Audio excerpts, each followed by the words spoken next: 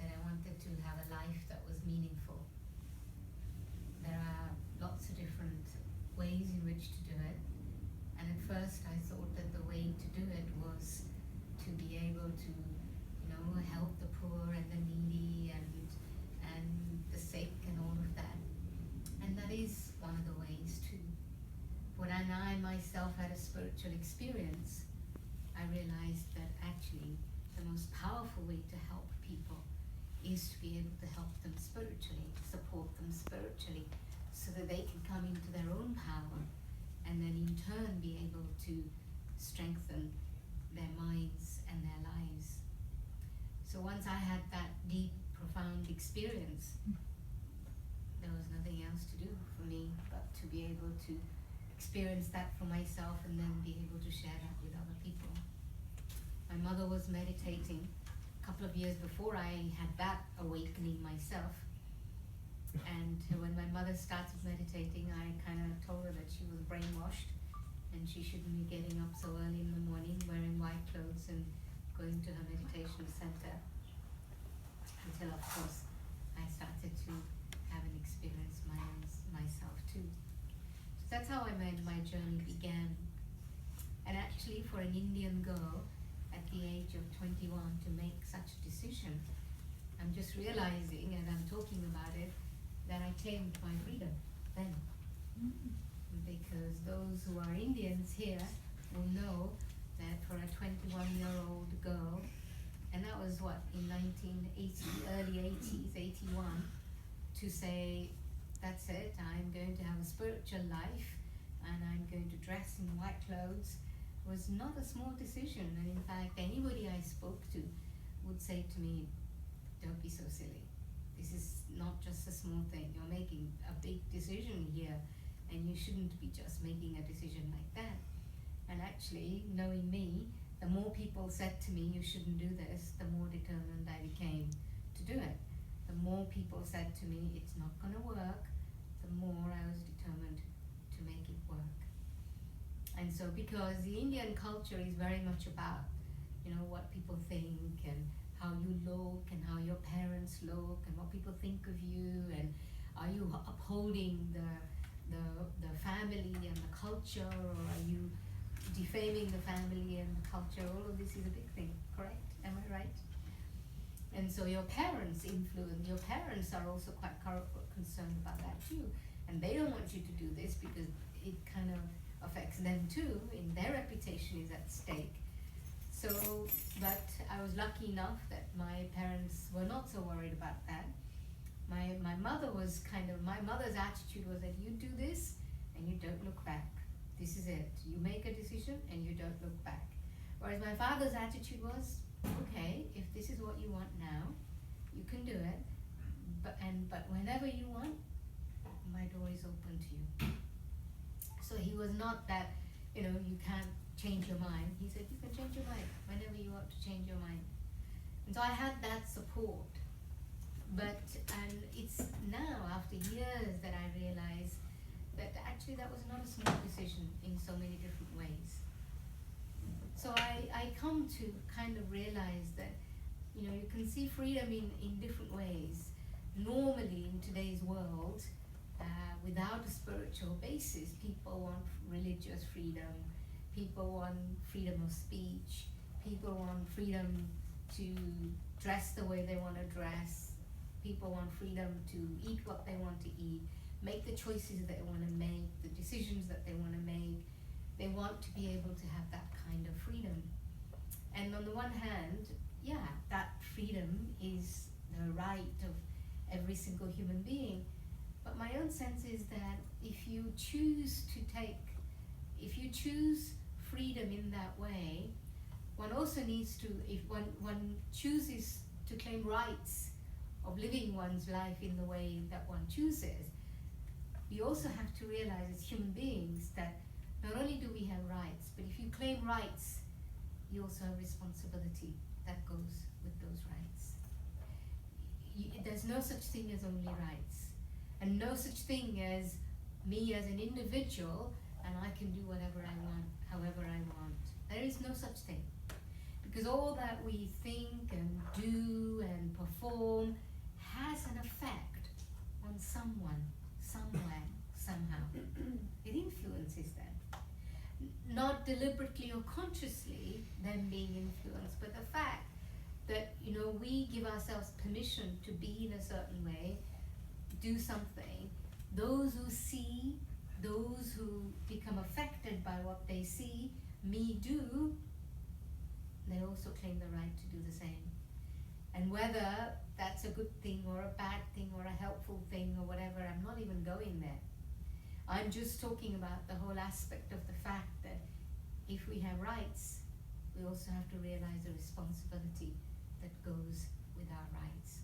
And so for me, freedom is very much connected with rights and responsibility. You know, even nowadays, the whole thing about the way people dress and women seem to, I don't know, it was maybe a year ago or a couple of years ago, it was a big debate in India. I don't live in India. I mean, I have lived in India for 45 years now. I've lived in England for 45 years, but people kind of, you know, send these kinds of videos and things. Big debate about women. Traditional dress of Indian women is this, basically a sari, and there was this whole thing about women dressing freely and openly and however they want, and that's their right. But then they also complain about the way in which they're being perceived, in the way in which they're dressing. And on the one hand, you could say, yes, whatever, you know, if I can choose to do whatever I want, but then if my behavior affects the minds of others, and then they behave with me in the way because of the what's happening in their own mind, so everybody's got to take responsibility for themselves. You might say, well, I make my choices, and the other person's got to take responsibility. But the reality is that we're human beings, and as human beings, our thoughts affect, what we see affects us, what we hear affects us, what we do affects us. There is no question about that. And so I think for when we're thinking about freedom, we really have to explore this aspect. What do we really mean by freedom? And then there's this whole other aspect of freedom internally. To what extent I'm free from prejudices? To what extent I'm free from my own judgments? To what extent I'm free from opinions and ideas? Because when I think of something in a certain way, what exactly is it that makes me lose my freedom? It's the way I think. It's the way I perceive situations and circumstances and people, and I become locked in the prison of my own thinking. I become locked in the prison of my own perceptions and my own judgments, my own beliefs even about other people, about situations, about cultures, whatever. And when I can't look beyond that, beyond what I know, what I think, beyond what I believe, beyond what I perceive, knowing that all that we perceive and all that we believe is really influenced by our own past experiences, those beliefs, or our education for that matter, or the culture that we live in. All of us grow up in certain surroundings and certain perceptions and behaviors, and all of those affect us. And so we can't say that we're not affected, but we have to get to a point. My sense is that we must get to a point where we begin to recognize how tied we are, how imprisoned we are in our own belief system, in our own perceptions, in our own past experiences, and how we perceive other people and situations through the filter of our own experiences and our own beliefs. And when we do that, then what we're actually doing is imposing our own opinions and ideas on other people as well.